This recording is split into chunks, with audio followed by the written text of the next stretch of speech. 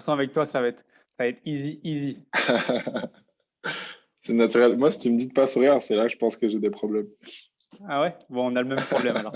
Moi, j'ai compris que j'étais moche quand je ne souriais pas, donc je me suis mis tout le temps à sourire. Ça y est, on est en live. On va attendre que les gens se connectent. Bienvenue à tous. Comme d'habitude, vous avez l'habitude maintenant pour tous les mardis interviews. Vous dites, si vous le regardez en live, vous mettez hashtag live, vous mettez un gros live avec des cœurs et vous mettez replay si vous le regardez en replay. Aujourd'hui, Vas-y, Levi. Non, j'allais dire surtout des cœurs parce que moi, je suis quelqu'un qui a besoin d'attention et si j'ai pas d'attention, j'ai de la difficulté à fonctionner. Voilà, il commence déjà. Il commence déjà. Génial, ça va être un plaisir, Levi, d'apprendre à te connaître, de partager qui tu es à tous les membres de ma communauté. Mettez des cœurs, vous avez entendu, Levi. Et aujourd'hui, j'ai le plaisir là, de vous présenter un de mes mentors avec qui j'ai appris durant les 3 derniers mois bientôt, où j'ai Ouais. appris un super métier qui est la vente.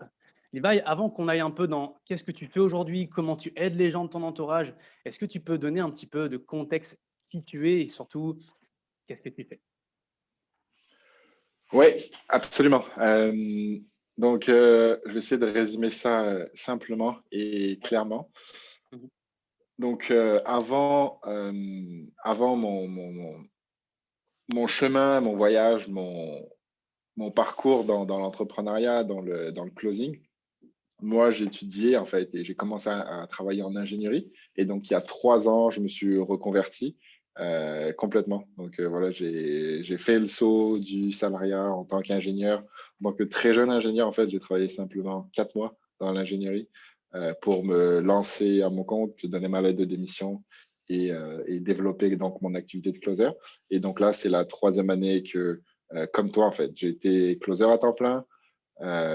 Ensuite, j'ai eu la chance de recruter, manager, former des équipes de vente, travailler avec des clients aussi qui avaient besoin de développer leur activité. Donc, produits à étiquette, comment mieux vendre, comment recruter leur closer, leur équipe de vente. Et donc là, depuis l'année passée, j'ai lancé donc l'activité Leader Closer et donc l'accompagnement Wanted Closer dont tu fais partie. Et nous voilà aujourd'hui. Bon, Je ne sais pas si ouais, c'était assez clair. non, c'est parfait. Je voudrais remettre du contexte. Qu'est-ce qui a fait que tu as fait 4 mois simplement en tant qu'ingénieur? C'est quoi? C'est 5, 6 ans d'études, non? Exact. 5, 6 ans d'études, ouais. Qu'est-ce qui a fait Et qu'en 4 mois, tu t'es dit, oh, c'est pas fait pour moi? en fait, ça n'a pas été pendant les 4 mois. Ça n'a pas été juste les 4 mois. Tu vois, il y a vraiment Mhm. eu un processus dans le sens que moi, c'était mon job de rêve. Ok, c'était vraiment comme Ok. ma vision idéale. C'était vraiment mon job de rêve et j'étudiais pour ça dans le but de devenir ingénieur. Maintenant, à la fin de mes années d'université, si tu veux, j'ai été familiarisé avec l'entrepreneuriat et c'est toujours quelque chose qui m'a intéressé. L'investissement immobilier, ensuite j'ai pris une formation sur les blogs, le marketing, la vente. Et, et donc, à un moment donné, en fait, en commençant à travailler en ingénierie, je me suis vraiment demandé, est-ce que c'est vraiment quelque chose, tu vois, vers lequel je me projette à long terme? Est-ce que je veux développer une carrière en ingénierie ou bien je veux créer un autre véhicule finalement? Donc, j'arrivais déjà un petit peu sur la pointe des pieds en commençant dans Mhm. l'ingénierie, même si c'était mon job de rêve. Tu vois, en tout cas, je suis allé à l'école pour être médecin ou pour être ingénieur. Et, euh, et finalement, c'est vraiment en commençant à travailler que là, je me suis rendu compte que voilà, tout ce que j'avais projeté, l'objectif que je m'étais fixé, et je l'avais atteint. J'avais comme un super travail, tu vois, dans l'une des plus grosses firmes, la plus grosse firme en fait au Canada, pour me rendre compte que j'avais beaucoup de difficultés à me projeter. Donc, 20 ans, si j'avais à me projeter sur 20 ans, sur 30 ans, c'était impossible pour moi de me dire, dans 20 ans, si tu es le meilleur ingénieur que tu peux être, dans ce véhicule-là, tu vas être à la place de ton boss dans 20 ans, dans 30 ans. Et j'adorais mon boss, tu vois, je veux dire, c'était quelqu'un que j'estimais beaucoup, c'était comme un mentor, c'est lui qui m'avait recruté, mais je ne pouvais pas me mettre à sa place, en fait. Et je me suis dit, c'est pas là que tu dois être, Levi, tu vois, c'est peut-être qu'il y a des personnes qui vont dire, c'est de l'arrogance ou bien c'est être un peu un but de soi-même, mais c'était pas du tout ça parce que j'étais hyper reconnaissant de ce que j'avais. Je me sentais vraiment chanceux en fait d'être là où j'étais, d'avoir eu la chance d'avoir accédé à ce poste-là. Mais je le savais, je ne sais pas pourquoi, j'avais une petite Ouais. intuition. Tu vois là, c'est pas logique parce qu'il y avait aucun élément extérieur qui me disait que j'étais pas à la bonne place. Mhm. J'étais dans un super poste, des belles conditions, un bel environnement, mais j'avais vraiment une petite voix à l'intérieur. Tu vois, c'était vraiment quelque chose de plus intuitif, une petite voix, une petite flamme qui me disait, il y a quelque chose d'autre qui t'attend. Tu aspires à quelque chose d'autre. Tu as besoin d'un autre véhicule. Et c'était vraiment le combat, en fait, entre la logique, les éléments extérieurs, tes amis, ta famille, Mhm. ta copine qui te dit qu'est-ce que tu fais, t'es fou, et la petite voix à l'intérieur qui te dit non, t'es juste pas à la bonne place en fait. Et écoute-toi, c'est Super. important que tu t'écoutes. Ouais. Ouais, je Et voudrais vraiment rebondir sur ce que tu dis parce qu'il y a peut-être des gens qui vont regarder ce live qui ont traversé la même phase que toi, tu vois, qui ont cette petite voix à l'intérieur qui dit non, c'est pas fait pour toi, tu mérites plus, tu as plus de potentiel. Toi, ça a été quoi l'élément où tu t'es dit tiens, je vais écouter ma petite voix et justement, je vais prendre le risque alors que tous les événements à l'extérieur bah, te disaient non, t'es fou, reste dans ton petit poste, reste dans ta zone de confort. Toi, qu'est-ce que tu as ouais. fait pour écouter cette petite voix et d'avoir pris le risque? En toute transparence, ça n'a vraiment pas été facile. Hmm. Ça a vraiment été une période challengeante en fait de ma vie, euh, pour plusieurs raisons. Challengeante parce que j'étais pas supporté par mon environnement. Et ça, c'est quelque chose qu'il faut pas assumer en fait. C'est pas acquis d'être supporté par son environnement. C'est pas acquis d'être supporté par sa conjointe, c'est pas acquis d'être supporté par son mari, c'est pas acquis d'être supporté par ses parents. C'est un bonus si vous le supportez en fait. Parce que c'est normal, je veux dire, ils prennent soin de vous, ils veulent leur mieux, ils veulent votre mieux. Mais selon leur perception, votre mieux, c'est peut-être pas qu'est-ce qui est le mieux et qu'est-ce qui est juste pour vous. Donc, si vous êtes supporté, si vous êtes dans un moment de votre vie où vous pensez à vous reconvertir et que les personnes autour de vous vous supportent, votre conjoint, votre mari, tant mieux en fait, vous êtes chanceux. Mais si vous ne supportez pas, ça c'est normal. Ça doit être le standard. Donc, j'en avais pas conscience nécessairement à ce moment-là, mais pour répondre à la question, qu'est-ce qui m'a aidé? Ben, Ouais. c'est juste de me faire confiance. À ce moment-là, tu vois, j'avais vraiment comme une confiance absolue que ça allait fonctionner. J'avais aucun doute que ça allait pas fonctionner. En fait, je savais que je prenais des risques, mais j'avais Mhm. vraiment une petite voix à l'intérieur qui me dit, non, juste Levi, si tu te fais confiance, genre, ça va fonctionner en fait. J'avais aucun doute que ça allait pas fonctionner. Je savais pas comment, je savais pas le comment, et ça c'est important en fait. Je savais pas le comment, je savais pas avec qui, mais je savais que ça allait fonctionner parce que j'étais déterminé, j'allais dans la direction qui m'inspirait, et ça a pris un mois et demi, je pense, un mois, je pense, peut-être même moins, après avoir donné ma lettre de démission. Et j'avais trouvé un partenaire avec qui ça n'a pas marché au début, mais en tout cas, j'avais trouvé un partenaire. Parce Un qu'en tout cas, on en partenaire reparlera un partenaire de, de de, closing, c'est ça? de closing, c'est ça, qui m'a fourni mes premiers appels. Et je ne sais pas si tu connais l'anecdote, mais de Moi, je mes connais, mais 15 est-ce que tu peux partager pour les personnes qui vont regarder le live? Ça va les inspirer, ça, Levi. Ouais, ouais, c'est ça. Ce qu'il faut savoir, c'est que moi, mes 15 premiers appels que j'ai eus, zéro close. Là, Zéro tu vente, donnes ouais. ta lettre, zéro vente. Donc, tu donnes ta lettre de démission.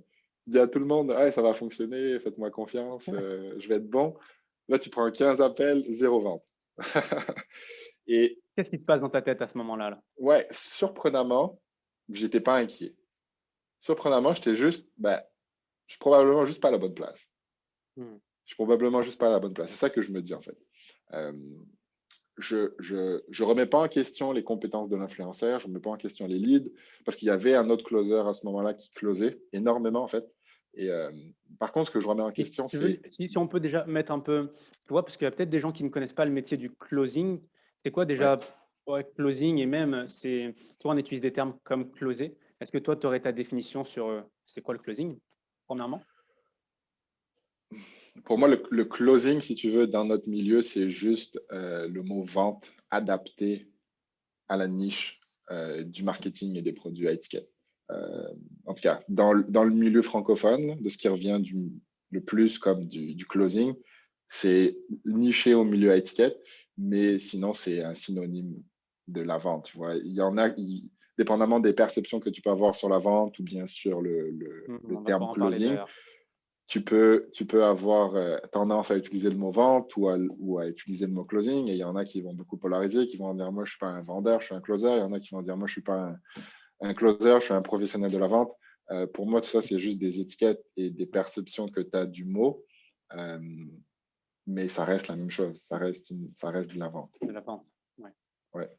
Et tu disais que tu avais pris tes 15 premiers appels et là, du coup, tu as fait zéro vente et tu t'es dit là, tu n'es peut-être pas au bon endroit, mais tu veux continuer dans ce milieu-là. Avant qu'on continue un peu, est-ce que vous pouvez nous faire un feedback? Est-ce que vous entendez bien Levi? Est-ce que vous m'entendez bien?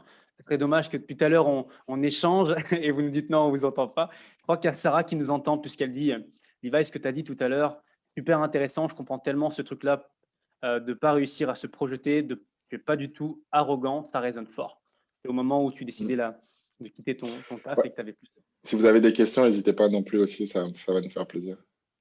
T'adores les questions en plus, toi, Levi. J'aimerais bien que tu puisses nous donner qu'est-ce qui fait qu'aujourd'hui les gens ont une perception un peu erronée de la vente? Comment on en est arrivé à là? Euh, ouais, juste si tu me permets de revenir, Terminé? tu m'as posé la question comment est-ce que c'est ça, comment est-ce que je me sentais après ces 15 Ouais, appels? exactement. Ouais. C'est ça, comme je te disais, pas d'inquiétude. Peut-être que je suis juste pas à la bonne place. Et ce que j'ai pas remis en question, c'est pas nécessairement les compétences de l'influenceur, c'est mes compétences à moi. Donc là, ça va vraiment être, OK, peut-être que je suis juste pas suffisamment prêt. Du coup, j'ai pris un step back. J'ai pas recherché une autre opportunité tout de suite. J'ai pris vraiment un mois pour revoir mes fondamentaux. Donc, toute la formation que j'avais suivie, je les ai resuivis. J'ai fait des roleplays. Donc, des roleplays, c'est un entraînement finalement. Donc, je me suis rentraîné. J'ai réécouté d'école. Je m'entraînais à répondre aux objections. Et j'ai vraiment pris ce temps-là pour analyser qu'est-ce que je pouvais améliorer de mieux, qu'est-ce que je pouvais faire de mieux dans mon approche. Et, euh, et là, ça m'a donné raison parce que le deuxième partenaire avec qui j'ai travaillé, ben, tu vois, on a généré plusieurs millions ensemble dans les 3 dernières années et aujourd'hui, on se parle. Hmm. Et Aujourd'hui, on juste se parle. avant que tu passes sur la définition de la vente, mais comment là tu te sens, toi, au moment où tu quittes ton travail, tu fais 15 appels, tu as 0 vente, tu décides de faire un step back pendant un mois et demi, tu reprends les fondamentaux, tu reprends un nouvel influenceur et là tu fais des millions de ventes. Tu génères combien par mois et quel est le feeling, quelle est la sensation que là tu as à ce moment-là quand tu fais tes premiers milliers d'euros? Ben, je me souviens mon premier mois, tu vois. Donc, vraiment, le premier mois d'activité en commission encaissée nette, je pense, 3 200 euros, quelque chose comme ça. Donc, Hmm. mon premier mois d'activité, ce qu'il faut savoir, c'est que on est rémunéré 100% à la commission. Et souvent, on n'encaisse pas tout l'argent dès le premier mois. Les commissions sont réparties sur plusieurs mois. Donc, 3 200 euros pour un premier mois d'activité en commission encaissée, c'est quand même bien. Et, Pas mal. donc, pour moi, c'était. euh, j'étais heureux, mais en même temps, comme je te dis, c'était juste congruent avec ce que ma petite voix à l'intérieur, elle me disait. Tu vois, la certitude que j'allais dans la bonne direction. Et c'était comme si c'était normal, en fait. J'étais pas si surpris que ça. C'était Mhm. juste, tu vois, je vous l'avais dit, je sais que je suis dans la bonne direction. Et là, c'est juste, ça commence à se matérialiser, mais je vous l'avais dit, en fait. Et bon, c'est pas ça que j'ai dit, mais tu vois, c'était genre le discours interne que j'avais. Ben, c'était comme, Ok. OK, c'est logique, c'est bon, je suis dans la bonne direction. Mhm. Donc voilà un petit peu comment je me sentais. Et pour moi, je venais déjà de générer plus de revenus que avec mon salaire d'ingénieur, en tout cas, le premier mois d'activité. Et, euh, Wow. et donc voilà, ça m'a juste confirmé les choses. Et depuis, voilà, le train s'est jamais arrêté. Et il y en a encore beaucoup, beaucoup de chemin à parcourir. Et Oui, ouais, il y a vas-y, Sarah, tu avais une là, il y a question? Sarah Levi qui pose la question. Du coup, toi, tu expliquais qu'avec ton premier partenaire, tu n'avais pas eu de résultat. Est-ce que le partenaire, c'est quelque chose d'hyper important? Et surtout, avant que tu répondes à cette question-là, aujourd'hui, une personne qui a envie de se lancer dans le métier du closing, qu'est-ce qu'elle devrait faire? Alors, une personne qui doit se lancer dans le métier, qui veut se lancer dans le métier Ouais, du qui veut se closing, lancer. déjà, qui veut se lancer, euh, c'est de se demander pourquoi est-ce qu'elle veut se lancer dans le métier du Hmm. closing. Je Ok. pense que c'est un petit peu comme tout, c'est quoi votre pourquoi, c'est quoi votre motivation finalement en arrière. Euh, Parce que c'est comme n'importe quel véhicule. Tu vois, je veux dire, il faut que être dans ce véhicule-là t'inspire. Il faut que être dans ce véhicule-là te donne envie. Et souvent, je veux dire, en tant que marketeur, on va te vendre tous les Ouais, bénéfices, tout ce qui est facile. OK? Être exact. chez toi, prendre des appels de la maison, rien avoir à faire. Mais comme n'importe quoi, tu vois, comme développer une boutique en ligne, comme développer une activité de coaching, ça a des inconvénients et ça demande des efforts. Et être au téléphone, je veux dire, 3, 4, 5 heures par jour, ça demande de l'énergie, ça demande de la présence, ça demande des efforts, ça demande du travail, tu le sais, tu vois. Ouais. Et donc, c'est vraiment de se demander, est-ce que c'est juste le résultat qui m'inspire? tu vois. Oui, générer de revenus, tu vois, générer comme plus de 10 000 euros par mois, avoir une liberté géographique. Mais est-ce que être dans le véhicule m'inspire aussi? Est-ce que ce que j'ai à faire au day-to-day, ça m'inspire aussi? Est-ce que vraiment écouter des gens parler, ça m'inspire? Est-ce Hmm. que en apprendre plus sur la psychologie humaine, développer ma capacité à communiquer, travailler personnellement, me faire challenger personnellement tous les jours? Parce que Ouais, tu le sais, la vente, c'est un énorme moteur de développement personnel et ça te renvoie à beaucoup de miroirs, à beaucoup de limitations. Est-ce que ça m'inspire? Et totalement. si le, Vas-y, juste, continue. et si le véhicule et le résultat t'inspire, dans ce cas-là, OK, c'est peut-être quelque chose qui peut être adapté pour toi. Mais juste vous demander, est-ce que vous le faites pour les bonnes raisons? Parce que si vous le faites juste pour la carotte, qui est le 10 000 euros par mois ou bien les commissions que vous allez générer, vous allez trouver le chemin long, en fait. Et peut-être que ce n'est pas quelque chose qui va vous parler sur le moyen long terme. Si vous voulez en faire une vocation ou si vous voulez que ce soit un tremplin peut-être vers le lancement d'une activité, ça fait 3 ans que je suis dans le milieu de la vente, dans le milieu du closing. Et, ça prend du temps de développer une nouvelle compétence. Ça prend du temps de développer des nouveaux skills. Oui, tu peux être capable d'être très bien rémunéré pour ça. Et tu peux avoir des résultats rapidement. Tu vois, on l'a vu, je veux dire, moi, mon premier mois, j'ai eu des résultats rapidement. Euh, mais voilà, demande-toi, est-ce que le véhicule m'inspire? Est-ce que me faire challenger? Est-ce que écouter des personnes, écouter ma présence, est-ce que la psychologie humaine, ça, c'est quelque chose qui m'inspire? Donc voilà, ça, c'est pour répondre à ta question. Et maintenant, Mhm. est-ce que le partenaire est important? Mhm. Je vous dirais que le partenaire est primordial. Pour moi, il y a plusieurs choses qui sont importantes quand on veut choisir une activité ou une opportunité. D'une part, c'est est-ce que je serai potentiellement un client de ce produit-là?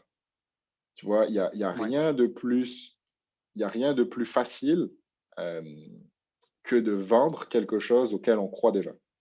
On croit déjà quand on connaît et la majorité, tu vois, des bons closers, je te dirais aujourd'hui, si vous avez comme à chercher un bon closer, souvent, c'est d'aller regarder dans votre groupe client qui consomme déjà vos produits. Et qui consomment déjà votre produit, ils connaissent déjà le process, ils savent les transformations, ils ont cette certitude que ça peut déjà aider vos prospects parce que ça les a aidés eux. Donc, ouais. quand tu as la certitude et que tu es capable de développer des skills ensuite et des compétences en communication, ben là, c'est beaucoup plus facile de faire la transition.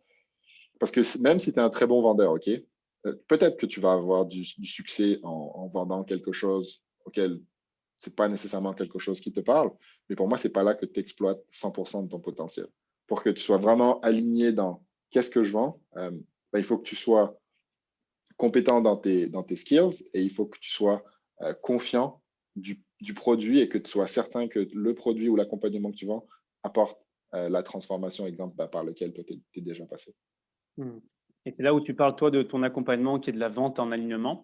Mais tu vois, j'aimerais que tu puisses redorer un peu le blason de la vente. Tu vois, je sais que toi, tu es un grand partisan.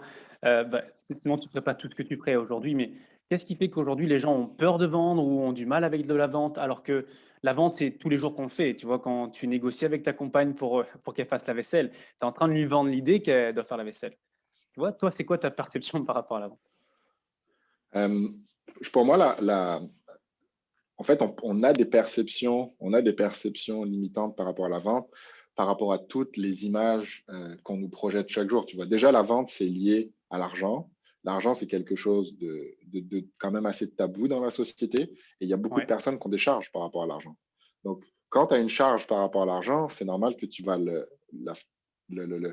transférer, tu vois, sur la vente.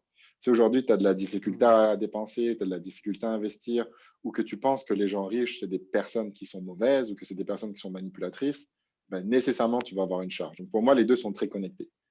Si Hmm. aujourd'hui, vous percevez la vente comme quelque chose de limitant, comme quelque chose que vous n'aimez pas, demandez-vous, est-ce que j'ai peut-être une charge par rapport à l'argent et comment est-ce que je perçois l'argent? Est-ce que l'argent, c'est bien? Est-ce que j'ai envie d'être quelqu'un qui a beaucoup d'argent? Ou est-ce que je perçois l'argent comme quelque chose de très limitant, en fait? Et que quand je pense à l'argent et quand je pense à quelqu'un de riche, la première personne que je vois en tête, c'est pas une personne que j'ai envie de devenir ou je juge cette personne-là. Donc, ça peut être, Ouais. c'est un sujet qui est vaste quand même, tu vois. L'argent, la vente, c'est un sujet qui est vaste et on pourrait encore en parler longtemps. Mais déjà, je pense que ces deux bases, On a des charges par rapport à la vente, on a des charges par rapport à l'argent, surtout par rapport au succès. Et si on a des perceptions limitantes de l'argent, ça va être très difficile d'aimer la vente parce que la vente, au final, si tu prends la définition pure et dure, c'est quoi? C'est une transaction. C'est une transaction. Donc, c'est vraiment un échange euh, de valeurs. OK? Si j'accepte la transaction, ça veut dire que je perçois que ce que tu me proposes a plus de valeur que ce que tu me demandes. Boum. Ok. Et souvent, en fait, on perçoit la vente de manière négative ou de manière limitante parce que c'est comme s'il y en a un qui gagnait, il y en a un qui perdait. Tu vois, c'est un Ouais, je plus et comprends. c'est un moins. Moi, quand je vends quelque chose, ça veut dire que je te prends et au final, j'en ai moins. Mais ce qu'on ne perçoit pas, c'est que quand il y a une transaction qui se passe, eh ben, concrètement, il y a de la valeur qui est ajoutée sur le marché. Parce que supposons qu'on a une transaction tous les deux. Si moi, je décide de te vendre On un en a eu produit ou en de te plus, Levi. vendre, on en a une en plus. Mais quand je t'ai décidé de vendre mon accompagnement et que tu as décidé d'acheter l'accompagnement, Ouais. eh ben, ça veut dire que tu as perçu que ce que je t'ai demandé, ok, tu as perçu que ce que je t'ai demandé était, t'as perçu que ce que je t'ai demandé était Avec inférieur la valeur. à ce que je te proposais. Donc, Mm. pour toi, tu vois, ça avait plus de valeur. Et si moi, je décide de t'accompagner, ça veut dire que je perçois aussi que ce que je te demande, ben, pour moi, c'est inférieur euh, à ce que ça va me prendre finalement de travailler avec toi. Donc, il y a Mm. aussi un ajout de valeur, tu vois. Donc, au final, les deux personnes perçoivent que la transaction a un ajout de valeur pour elles, à moins de te Mm. faire forcer la main et de faire pressuriser, ce qui est dans ce cas-là, tu vois, c'est plus une transaction, mais je veux dire, si les deux personnes acquiescent à l'affirmative, c'est que les deux personnes perçoivent de la valeur dans la transaction. Et puis, sans faire exprès, Et tu vois, Levi, juste pour rebondir, parce que la semaine dernière, j'avais eu Clara, justement, où on a parlé de l'éducation financière, mais surtout de la relation à l'argent. Et là, je ouais, trouve ça fantastique que finalement, tu associes les deux. Tu vois, le rapport que tu as avec l'argent et le rapport que tu as avec la vente. Tu vois, je pense que tu viens de mettre en lumière là pas mal de choses. Je sais qu'il y a Sarah bon, on a discuté de ça il y a pas longtemps, justement, qui voulait se lancer dans la vente et qui avait justement cette relation par rapport à l'argent et qui fait qu'aujourd'hui, bah, il y a un blocage entre les deux. Et tu viens de mettre le doigt dessus, donc merci pour ça, Levi. mm, T'as apprécié. ça fait plaisir. Est-ce qu'aujourd'hui, puisqu'on est dans un groupe qui s'appelle la spirale positive, où les personnes sont passionnées de développement personnel et de tout ce qui a trait à du mieux-être, donc spirituel, quelle est l'importance aujourd'hui du développement personnel dans ta vie, Levi? J'aimerais bien avoir ton avis là-dessus. Une énorme importance, je te dirais, de toi qui a fait Unleash the Power Within dernièrement, tu vois, Ouais. Tony, il parle des 6 croyances, des 6 besoins humains en tout cas. Euh, et dans les 2 besoins spirituels, il y a le besoin de contribuer et le besoin de croissance. Et moi, je sais que le besoin de croissance, c'est un besoin qui est très, très, très, très fort chez moi. J'ai toujours besoin, très souvent besoin d'apprendre, de grandir, de me développer. Et, et du coup, c'est quelque chose qui est hyper présent. Et en fait, avant d'être exposé à la vente, avant d'être exposé au closing, c'est le développement personnel qui m'intéressait le plus et qui me passionnait le plus.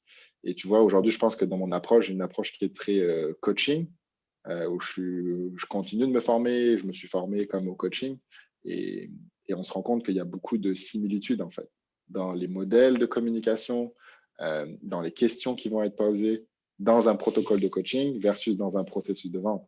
Un protocole de coaching, C'est vrai. euh, l'objectif, c'est d'aider ton client à atteindre son objectif. Tu vas passer du point A au point B. Et dans ton processus de vente, eh ben, c'est d'aider ton client à cibler ses besoins pour avoir accès à une transformation aussi, qui est du point A au point B. Et finalement, tu te rends compte qu'il y a beaucoup de similitudes entre les deux process. Et ça, je trouve ça passionnant. Donc, pour répondre à ta question, développement personnel, énorme dans ma vie. Ouais, ça contribue. Est-ce que tu pourrais, parce que je ne sais pas si la plupart des personnes qui vont regarder ce live ont conscience des 6 besoins. Est-ce que tu te souviens, toi, des 6 besoins fondamentaux que Anthony Robbins parle? Donc, il y a les deux, contribuer et croissance. Est-ce que tu pourrais nous Contribuer partager les croissance, 4? ouais. Contribuer croissance, ça, c'est les besoins spirituels. Donc, ça, c'est Ouais, les besoins euh, qui nourrit ton âme. qui nourrit ton âme, exactement. Bon Mhm. point. Qui nourrit ton âme. Et les 4 besoins fondamentaux, ça va être importance, en anglais, significance, importance, c'est comme Mhm. la certitude, si tu veux, tu vois, la certitude de qui je suis, la certitude aussi, il y a un petit peu la sécurité comme qui rentre là-dedans, le Ouais. fait de te sentir important, le fait de te sentir clair. Non, non excuse-moi, c'est deux besoins différents. Donc, ça, c'est certitude, ça, c'est le premier Ouais, besoin. sécurité. Mhm. Certitude. Ensuite, tu as la variété. Variété. OK. Variété, c'est d'avoir besoin de choses différentes dans sa vie, d'avoir besoin de vivre du changement. Et c'est pour ça que on va créer des querelles avec sa conjointe, des fois, sans se demander pourquoi, parce qu'on a besoin un peu de changement et de variété dans notre vie. Le troisième besoin, c'est importance. Donc, Ouais. justement, de se sentir, de se sentir accompli, de se sentir vu aussi, parfois. Euh, certitude, variété, importance. Tu te souviens Ouais, du j'aimerais, quatrième? ouais, justement, j'aimerais t'aider sur ce point-là. Si vous vous souvenez des 6 besoins fondamentaux, ça ne me revient pas là non plus, ce sixième. Euh, non, Significance, non, c'est non, sinon, ça certainty, c'est dans ton. uncertainty. Qu'est-ce que tu proposes? Ça, c'est dans ton accompagnement. Parce qu'aujourd'hui, ce que tu proposes, Levi, je vais essayer de retrouver les 6 besoins fondamentaux et je le partagerai dans la description. Est-ce que tu peux dire Ouais. pourquoi c'est important de savoir les 6 besoins? Peut-être que ça permettra aux gens de comprendre pourquoi c'est important de savoir quels besoins ils veulent assouvir aujourd'hui. Est-ce que tu pourrais partager ton point de vue par rapport à ça? Donc, quand tu dis les besoins que les personnes veulent assouvir, tu parles de qui? Je parle des 6 besoins fondamentaux. Imaginons là les Ouais. personnes qui vont regarder ce live et qui n'ont pas du tout la connaissance des 6 besoins fondamentaux. Tu vois ce qu'on est en train de partager? Bah, j'aimerais que les gens comprennent l'importance de connaître justement ces 6 besoins fondamentaux. Tu peux nous partager pourquoi c'est important, ces 6 besoins? C'est important en fait parce que tout comportement humain est drivé par ces six besoins-là. Ça veut dire Mm. que qu'on le fasse de manière consciente ou inconsciemment, on va chercher à nourrir ces six besoins-là. Et qu'on se rend compte, c'est que toutes les actions importantes, ok, là où est-ce qu'on passe beaucoup de temps dans notre vie, si on avait à le décortiquer ensemble, on se rendrait compte que ça nourrit une, deux, trois, quatre ou bien peut-être six besoins fondamentaux. Je me souviens de la sixième, c'est connexion, connexion à amour. Ah yes, cool. Donc, c'est certitude, variété, importance, connexion amour, croissance et contribution. Et exemple, des personnes qui nous regardent aujourd'hui, des personnes qui regardent le live, eh ben, en ce moment, peut-être qu'elles sont en train de nourrir une partie de ces six besoins-là. Tu vois, est-ce que peut-être ça les aide au niveau de leur certitude, tu vois, peut-être au niveau de, je sais pas, de leur connaissance, ok, ce serait peut-être plus croissance. Ouais, variété. Certitude, peut-être pas. Variété, peut-être variété, tu vois. Je veux dire, peut-être qu'ils étaient en train de travailler sur une tâche importante. Là, ils ont une notification Facebook de Fabien. Et là, c'est Fabien, comme, la ah, spirale peut-être que je positive. pourrais changer un petit peu les choses, tu vois. Donc, je vais aller changer un petit peu je vais apporter de variété dans ma vie. Donc, peut-être que le besoin de variété est nourri. Le besoin d'importance, peut-être. Je veux dire, peut-être qu'on aime les likes, peut-être que c'est commenter, poster un commentaire, se faire voir. Mm, Peut-être que ça peut nourrir ce besoin d'importance-là aussi. Le besoin de exact. connexion d'amour. Donc là, on partage. On est Là, dans on un donne de groupe, l'amour là. on donne de l'amour et on donne de l'amour et on prend de l'amour aussi. On connecte avec les autres, on échange, on communique. Donc peut-être que c'est le besoin de connexion aussi qui est comblé. Et finalement, tu as le besoin de croissance. Donc là, j'apprends des choses. Je Mm. deviens une meilleure personne. Je me développe personnellement. J'apprends un nouveau skill, la vente, le closing. Tout ça pour dire que voilà, toutes les actions que tu entreprends nourrissent des besoins et que parfois, il y a des actions qui vont être dynamisantes pour toi, pour ta vie, pour l'atteinte de tes résultats. Ça nourrit tes besoins. Et aujourd'hui, il y a peut-être des résultats ou des actions que vous prenez qui ne sont pas OK pour vous dans votre vie. Mais si vous les faites, c'est que ça nourrit vos besoins d'une certaine manière, inconsciemment ou consciemment ou inconsciemment. Mm. Et on se rend compte que voilà, quand on fait la liste de ces choses-là, on est capable de clarifier et de modéliser pourquoi tout le monde font ce qu'ils font. Et voilà pourquoi c'est important de connaître les besoins de Tony Ouais, Robbins. super. Tu vois, maintenant, grâce à toi, maintenant, les gens vont mettre la conscience là-dessus. Donc, merci, Levi. Je t'avais dit qu'on allait prendre 30 minutes de ton temps. Je sais que nous, on se voit juste après. Je termine tous mes lives de cette manière. Levi, je te laisse boire une bonne gorgée. Si tu devais quitter cette terre, d'accord? Et on ne laisserait rien. Donc, pas ta plateforme que tu as créée, pas tout le contenu que tu as créé sur ton groupe Facebook. Et tu laisserais seulement derrière toi 3 vérités. Ces 3 vérités qui te semblent hyper importantes et que tu as envie de partager au monde. Quelles seraient ces 3 vérités, Levi? J'ai envie de dire c'est trop facile parce que c'est comme c'est la citation que tu m'as demandé de t'envoyer. C'est la citation que tu m'as demandé de t'envoyer, mais pour moi, c'est ça, c'est une citation qui inclut trois vérités Mhm. euh, et qui fait beaucoup de sens, en tout cas pour moi, et je pense qu'il peut faire beaucoup de sens pour d'autres personnes. C'est aime-toi, libère-toi et brille. Hmm. Aime-toi, Aime-toi et brille. libère-toi et brille. Tu peux nous dire pourquoi ça fait Euh, du sens pour toi, ces 3 points? Pourquoi c'est hyper important pour toi? bonne C'était trop question. facile, là, donc on va creuser un peu quand même. Ouais, bonne question. Aime-toi parce que pour moi, euh, tout ce qu'on on perçoit peut-être de limitant chez quelqu'un d'autre, chez nous aujourd'hui, c'est juste une partie de nous qu'on n'a pas encore appréciée. C'est juste une Hmm. partie de nous qu'on n'a pas encore aimée. Et pour moi, on est vraiment des êtres complets. On est des êtres complets déjà dans notre entièreté aujourd'hui.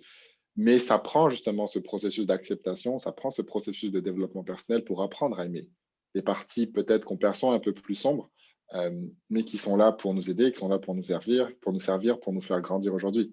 Et si on juge quelque chose ou un comportement chez quelqu'un aujourd'hui, c'est probablement une partie de nous qu'on n'a pas 100% acceptée et qu'on n'a pas encore aimé chez nous. Donc, ça, c'est le premier point. Et que pour moi, tout peut être résolu avec juste se donner plus Finalement. d'amour et s'accepter encore et toujours plus. Hmm. Ça, c'est le premier point.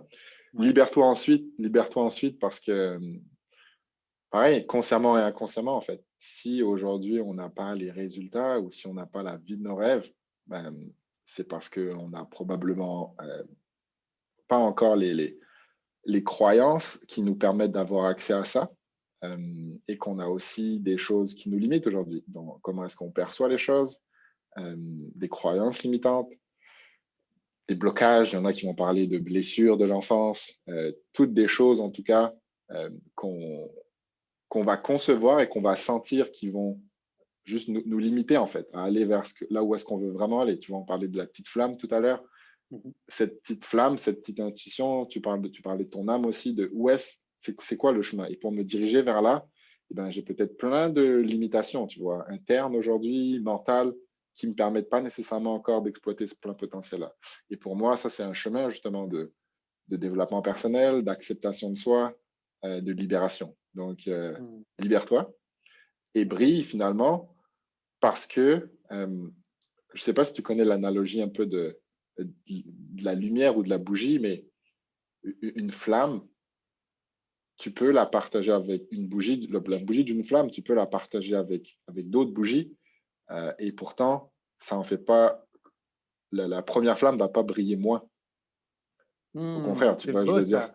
C'est la première fois que je l'entends, Levi. Merci. Vas-y, continue. la première flamme va pas briller moins et tu peux partager ta lumière, tu peux partager ta flamme avec autant de personnes que tu veux. Tu vas juste continuer à répandre plus de lumière, en fait, sans t'en enlever à toi.